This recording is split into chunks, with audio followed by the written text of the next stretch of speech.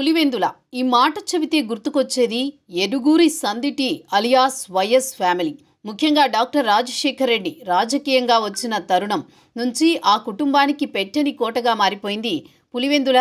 కడప జిల్లాను సైతం తన కనుచూపుతో శాసించగలరు వైఎస్ రాజశేఖర్ రెడ్డి. సుమారు 5 దశాబ్దాల పాటు పట్టు కొనసాగిస్తూ వచ్చారు. అయితే 2024 ఎన్నికల్లో వైసీపీకి ఓటమి రూపంలో ప్రమాదం ఎదురైంది. ఇప్పుడు ఈ జెడ్పీటీసీ ఉప ఎన్నికతో కంచుకోటకు బీటలు వారినట్టు కనిపిస్తున్నాయి.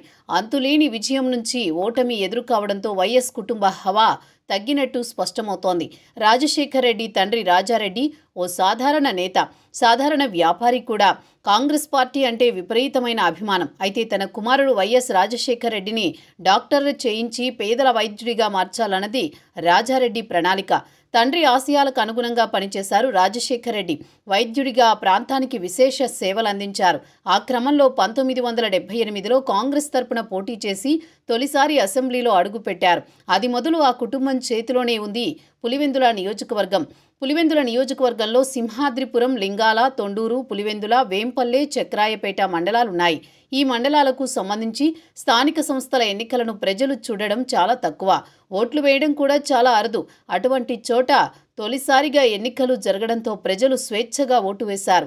అయితే అధికార పార్టీ దుర్వినియోగం చేసిందని వైఎస్ఆర్ కాంగ్రెస్ పార్టీ ఆరోపిస్తుండగా ప్రజలు స్వేచ్ఛగా ఓటు వేశారని అధికార పక్షం చెబుతోంది.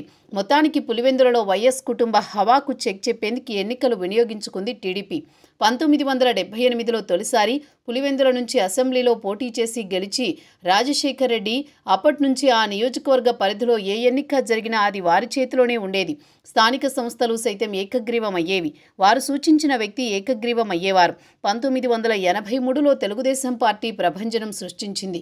1985, 94, 99, 2014 ఇలా తెలుగుదేశం పార్టీ అధికారంలోకి వచ్చిన పులివెందుల నియోజకవర్గం అటువంటిది 2024 ఎన్నికల్లో వైసీపీ ఓడిపోయేసరికి పట్టు బిగించాలని చూసింది టీడీపీ.